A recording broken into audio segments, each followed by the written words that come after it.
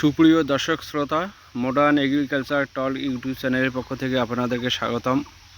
দর্শক, আমি অনেক দিন থেকে ভিডিও দিতেছি না যে আদার আপডেট কি। এখন কিন্তু আমরা যে বর্ষাকালে যে আদার কী অবস্থা সে বিষয়ে কিন্তু একটু আপডেট দেওয়ার চেষ্টা করব।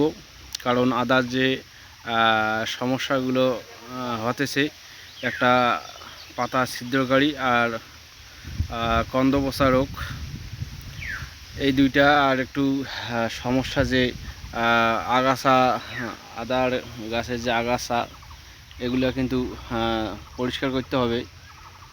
কারণ এগুলা জমির মধ্যে সার টেনে নেয় এবং যে পোকা তারা কিন্তু ওই ঘাসের মধ্যে লুকিয়ে থাকে। এখন দর্শক শ্রোতা, আমি কিন্তু নিয়মিত 8 থেকে 10 দিন পর পর কিন্তু প্রতিনিয়ত কিন্তু স্প্রে করতে যাচ্ছি আর কি, যে আদার কন্দপচার সমস্যা যেন না হয় এবং পাতা ছিদ্রকারী পোকা, এই যে আপনারা দেখছেন এখানে কিন্তু পাতা ছিদ্রকারী পোকার কিন্তু আক্রমণ রয়েছে। দেখুন, একটু আমরা আগাছাও কিন্তু এখানে হয়েছে, কিন্তু আমরা পরিষ্কার করতেছি, আগাছা রাখা যাবে না।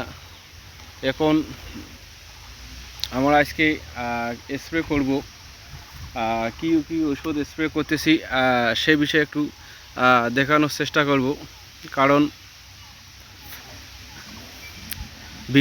ভিডিওটা যদি দেখে যদি আপনার উপকার হয়ে থাকে, অবশ্যই আমি খুশি হব। কারণ আমি কিন্তু স্প্রে করার জন্য প্রস্তুতি নিয়েছি। এই যে দর্শক, আমরা ছত্রাকনাশক হিসাবে কিন্তু ইডোমিল গোল আজকে ব্যবহার করব। কারণ প্রতিনিয়ত কিন্তু প্রত্যেকবারে কিন্তু এক ধরনের ছত্রাকনাশক ওষুধ ব্যবহার করা যাবে না। আমার যেহেতু একটু কন্দপচা রোগ খুব কম আছে, সেজন্য কিন্তু আমি এক প্রকার ছত্রাকনাশক কিন্তু স্প্রে করার চেষ্টা করব।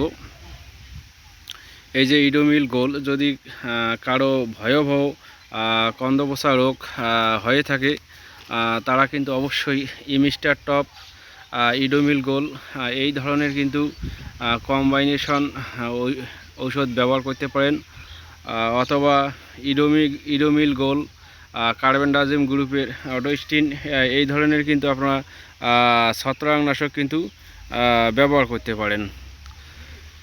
এখন বিষয় হচ্ছে, আপনার কীটনাশকের জন্য আমরা অবশ্যই কিন্তু নাইট্রো ব্যবহার করতেছি, কিন্তু এটা আমাদের অবশ্যই 2-3 বার প্রয়োগ হচ্ছে, এটা অবশ্যই চেঞ্জ করার দরকার। এভারমেকটিন বেনজয়েড গ্রুপের কীটনাশক দেওয়ার প্রয়োজন ছিল, যেহেতু আমাদের আনা ছিল, আমরা এইটাই ব্যবহার করতেছি। এবং দর্শক, আমরা কিন্তু ওই যে রোগ প্রতিরোধ ক্ষমতা বৃদ্ধির জন্য যে এটা আমরা কুইক পটাশ ব্যবহার করতেছি, ফাস্ট পটাশ। এই যে ফাস্ট পটাশ, এখানে পটাশিয়াম আছে 50% এবং সালফার আছে 17%। এখন কুইক পটাশ ব্যবহার করলে দেখা যায় যে পাতা ছিদ্রকারী পোকা যে এটা খুব তাড়াতাড়ি দমন হয়ে যায়, গাছটার মধ্যে রোগ প্রতিরোধ ক্ষমতা বেড়ে যায়। এর অনেক কিন্তু অনেক উপকারিতা আছে, সেই বিষয়ে আমরা অন্য ভিডিও ধারণ করব কুইক পটাশ সম্বন্ধে। তা দর্শক, অবশ্যই আপনারা কিন্তু 8 থেকে 10 দিন পর পর স্প্রে করে যাবেন। এখন গাছ সুস্থ আছে, স্প্রে করতেছেন, দেখা যায় হঠাৎ করে ভয়াবহ কন্দপচা রোগ আসি গেল, তখন এটা কিভাবে আপনি আটকাবেন? তখন আটকানো কিন্তু একটা অসম্ভব হয়ে যাবে। কারণ তখন কিন্তু আপনার ডবল স্প্রে করলেও কিন্তু আপনার এই সমস্যা সমাধান হবে না। কিন্তু আগের থেকে সতর্ক থাকতে হবে যে কোনো প্রকার কিন্তু কন্দপচা রোগ যদি 2-1টা আপনাদের পচে গেছে, সেটা কিন্তু আপনারা অবশ্যই সরে ফেলবেন। ওই কন্দপচা গাছটা কিন্তু সরে ফেলে অবশ্যই আগুনে পুড়িয়ে ফেলবেন, অথবা মাটির মধ্যে পুঁতিয়ে রাখবেন। এটা কিন্তু ছড়িয়ে যেতে পারে, কারণ এক জায়গা থেকে বিভিন্ন জায়গায় ছড়িয়ে যেতে পারে।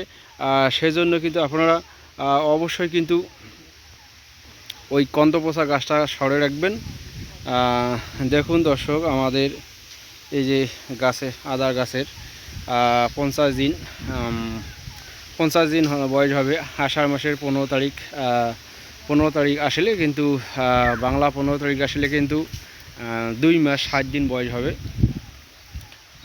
আমাদের এই এখনকার এই আপডেট। আমরা কিন্তু আদার গাছ কিন্তু আমরা একটু লং জোনে না হয়, আমাদের দেখা যাচ্ছে খুব লম্বা হয়। এই যে সাইলান জাতের আদা ছায়ার মধ্যে কিন্তু খুব একটা লম্বা হয়, এবং একটু রোদ, যেখানে একটু রোদ পড়ে সেখানে একটু খাটো হওয়ার চেষ্টা করে। আমরা কিন্তু এবার গাছ খুব হাই করার চেষ্টা করব না, আমাদের জৈব পদ্ধতিতে আদা চাষ।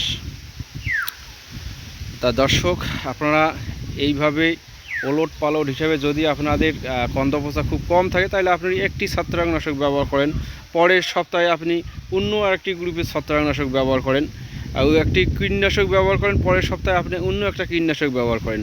এইভাবে ওলট পালট হিসাবে আপনি পার লিটার ডোজ হিসাবে কিন্তু ওষুধটা ব্যবহার করবেন, হাঁকাও ব্যবহার করা যাবে না।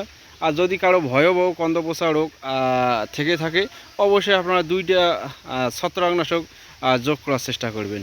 এইভাবে আপনারা একের পর এক ওলট পালট হিসাবে কিন্তু আপনারা অবশ্যই স্প্রে করে যান। অবশ্যই আপনারা আপনাদের যে কন্দপোষা রোগ আর যে নিয়ম যে আমি সরে ফেলাইতে বললাম, যে ওই যে কন্দপোষা গাছটি যদি আপনার থেকে থাকে এই ধরনের যে সমস্যা হয়, এটা আপনি অবশ্যই সরে ফেলবেন। তা দর্শক, এই পর্যন্তই আপডেট দেওয়ার চেষ্টা করলাম।